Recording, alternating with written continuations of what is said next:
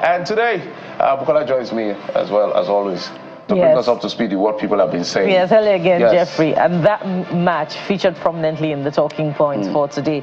But of course, there's also politics as well. And guess who's trending?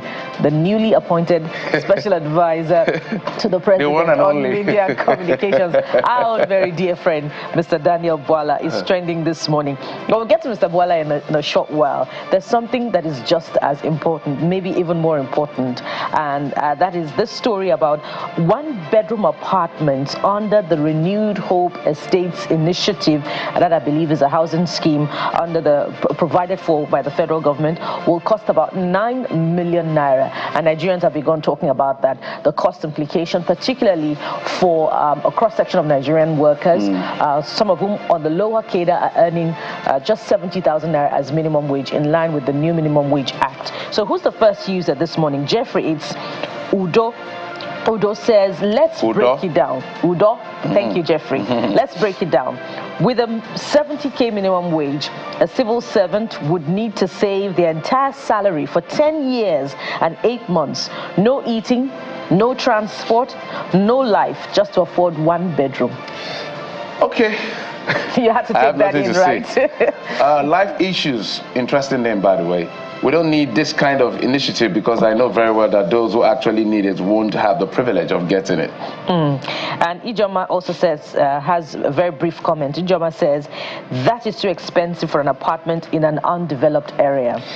Shebo says, this is renewed shege.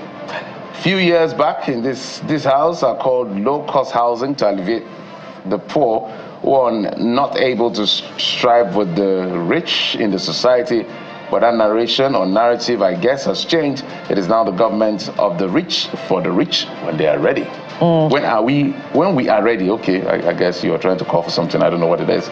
And Adeleke says, 9 million naira is very okay. You see, it's about perspective. Perspective. So let's get to the next one. This is coming from Daniel Bwala, who was appointed the special advisor to the president on media and public communication. He had not made any media presence. The first one he made was yesterday on our sister program last night with Shehu. And he did say that he's 100% loyal to the president. When he was Atiku, he was also loyal to Atiku. When he's committed to something, he's committed to that thing 100%. The reason is that Daniel Bwala was a member of the APC, and of course he left the APC when the APC picked a Muslim president, and he was quite categorical. And he said he can't defend that, and he went to the PDP, and of course you know what happened at the campaign.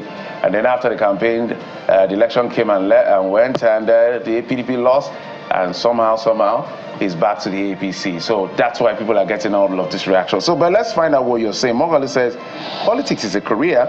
It goes beyond the conscience and belief system of an individual. Ideologies change when called to the round table. Opinions change when brought to the clique of men.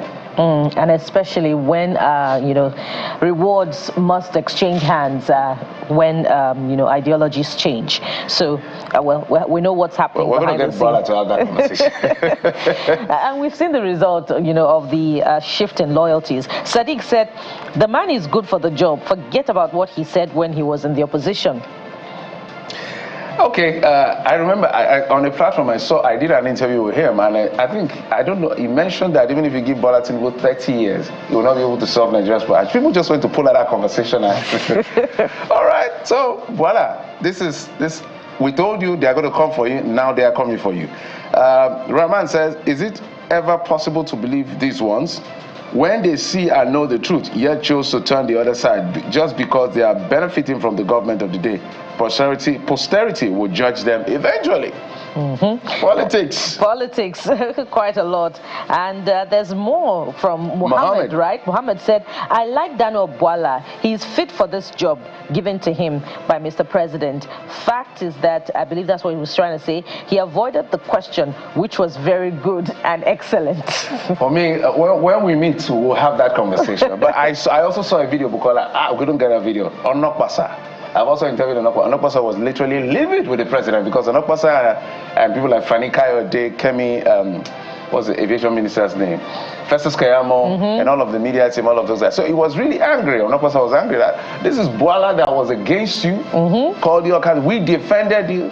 Mr. President, I don't know what is going on with you. You need to check out that video. Mr. Onokosa is a lawyer, by the way, and he's really livid with the president for appointing Mr. Bwala as a special assistant, given the role Mr. Bwala played against the APC in the election or the run-up to the elections, and now he's been in there perhaps rewarded. So that means, and he didn't work. He didn't work for the election of the APC. So that means in 2023. The course is not clear. But I'm sure Bwala knows what he's up against. My home is to ask him questions. You know what they say about Mr. President reserving the right to employ anyone that he considers, intelligent enough to work for his cabinet and help his administration achieve its hopes and aspirations. So the president reserves the right to exercise his discretion on whom to appoint. And so maybe Mr. Bwala has something unique to offer. That's why he's been appointed. I'm not talking so much about Bwala because his people are already on him. So that's it. When we face ourselves on the show, we'll talk. Okay, Dangote and Ipman have signed a 240 million liters monthly supply petrol deal. We understand that. This is coming from Ken. Ken is responding to that story, by the way. That's just 8 million liters per day. What happened to the 60 million day prior to subsidy removal? Well, 60 million is an inaccurate figure, by the way. It's about 30 to 40 million per day. This is a clear sign that Nigeria have a lot of billions of dollars to fuel subsidy over the decades. Yeah, and I know that, Jeffrey, that estimation about 30 to 40 million is also a clear testament to the fact that we do not have very accurate data of the petrol per day consumption for Nigeria, which needs to be clarified such that there could be more accountability in that process, and we can rein in on those who export Nigeria's petrol out of the country for inordinate gain. Ken is speaking this morning, or you've taken that, Jeffrey? No, I'm speaking, Ken. You have to. Yes, so Josiah is the next user. Josiah says, you people should make this calculation. I believe a barrel of crude oil export $73. A barrel contains 165 liters, $73 times 1,700 exchange rate. Dangote buys crude at Naira rate. Therefore, there is no exchange rate. A liter of fuel is supposed to cost below 500 Naira, even though it's a bit incoherent in terms of expression, but it's quite profound in terms of thinking about the calculation that he's trying to put out right now. All right, Johnson is saying at least with this data now, we will be able to know the exact volume of fuel we consume locally. Through this revelation, some people's teeth are being forcefully removed with pliers. Inflated consumption is gone. Okay, that's from Mr. Johnson. So let's go to Kunta Kinte. I'm surprised at me. So let's see what you have to say. What then happens to their claim of artificial consumption volume per month? Or are the marketers now allowed to cross border with the products? Because according to, I'm not sure what you're trying to say, we don't consume more than 40 million liters per month. Okay, that's the official number as far as this is concerned. So this issue of Dangote refinery, Ipman, and energy or petroleum and oil and gas sector is quite controversial sometimes. So sometimes, like, the more you look, the less you see.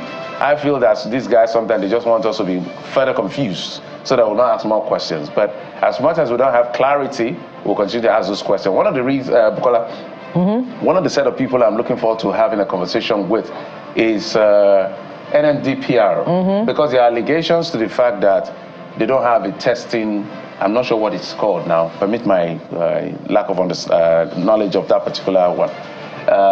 Where they test the quality of fuel that we import into the country. That accusation has been there, but I haven't seen them respond. There is a standard when you have a petrol, or PMS, or diesel, or whatever, the ppm, parts per million, and then for the octane level, all of that has to be measured. But if it is true that they don't have a lab to check and test the quality of fuel being imported, which is why some of our fuel are so adulterated and all of that. That would be a very sad commentary. So NNDPR, I'm saying this publicly to you. So if you have a response, would like to get it. They say you don't have a lab to test these things. Whether those are just spurious allegations or not is a different kettle of fish. So you may have to let us know and where this lab is located. And that's a valid point, Jeffrey. But if you spoke with petrol importers and even the Association of Crude Oil Refinery Owners, they tell you that the NMDPRA gives them a specification about the quality of petrol content that they should import or produce in the country, which should have a certain sulfur content. And in fact, some would not come on, national television. 50 ppm. ECOWAS is 250 ppm. Dangote is doing between 30 to 10 ppm. Well, some would not come on national television and say this, but they will stay behind closed doors that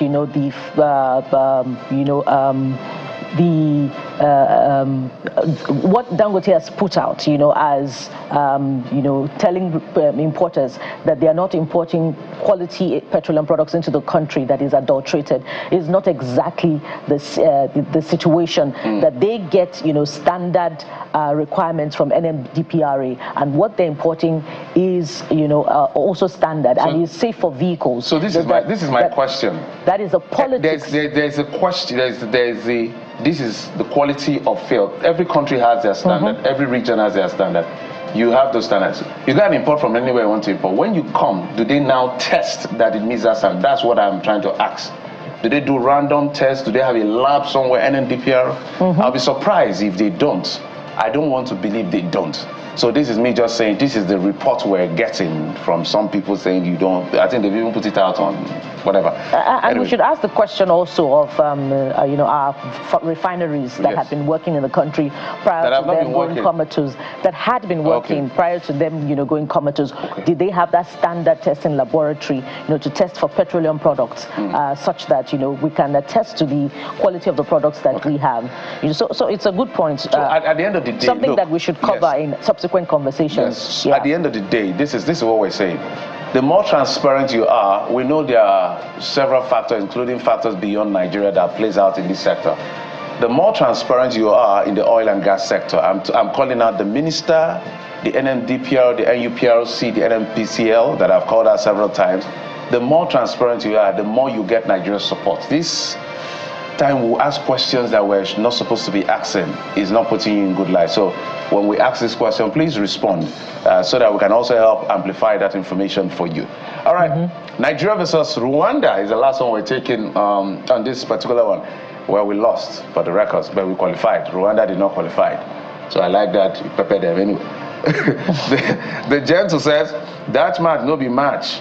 We just make Rwanda enjoy themselves. All right. Yeah. And let's have the next user. You've had this one already. If you can have that one on. If no be Libya 3 points, Nigeria may hardly qualify. Ordinary Rwanda beat us at home. Because I was watching that match. I watched some of the highlights. And I'm looking at what's going on with our goalkeepers and this basket. It's not basketball. There's a pidgin word we use. There's a pidgin word we use. I'm trying to remember that pidgin word. Sorry if you're not Nigerian. If I get that word, I'll let you know. Bwala, you didn't play football, so it's more like ball always going through your leg. For whatever reason, it happened to our goalkeeper, Stanley Nwabali. It happened in the last match against Benin Republic. The goal that they got against us, the goal went through his leg. I'm trying to read. The pidgin name is the best way to describe that. And then we also had the one that happened to Maduka yesterday. Yeah, it went through his leg again. So they should learn to close their legs as much as possible so that these balls don't pass through, right? Don't pass through them. But again, I'm so concerned about Victor Boniface. He hasn't gotten the goals we're expecting him to get. The finishing is not clinical. I don't know whether there's lack of cohesion, whether there's a confidence problem.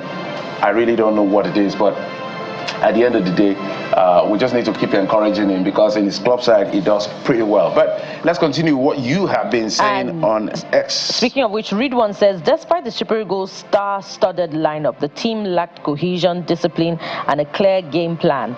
An experienced manager is needed to instill discipline, improve teamwork, and turn the team into consistent winners. Okay, a warmer says, although the Super Eagles had qualified, I would expect, maybe I would have expected some of the boys to take their chances today.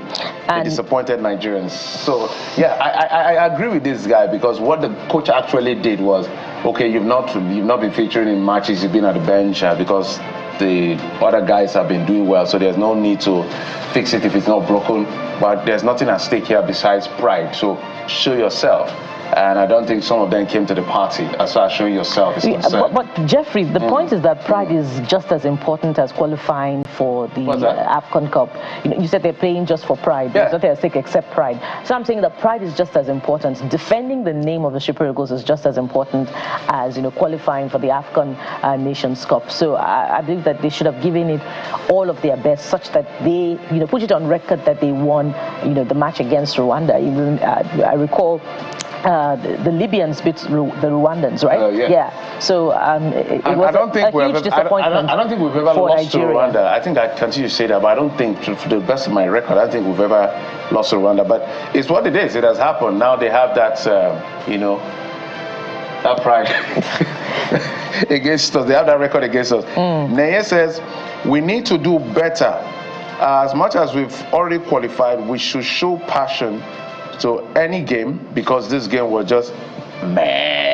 And we can say it over and over again about how the men them have to converge just days to qualifying matches, and how that tells on the playing experience, the cohesion that we keep talking about for the Super Eagles. If we have a standard team at home that is being built and nurtured, and that they play regularly together, I guess the stories will be different. And you talk about how other neighboring countries spend putting all that it's worth to build teams at home that would defend not just national pride, but also bring in the results when it matters. And that's speaking of tournaments and World Cups. Okay, I think we've just done enough.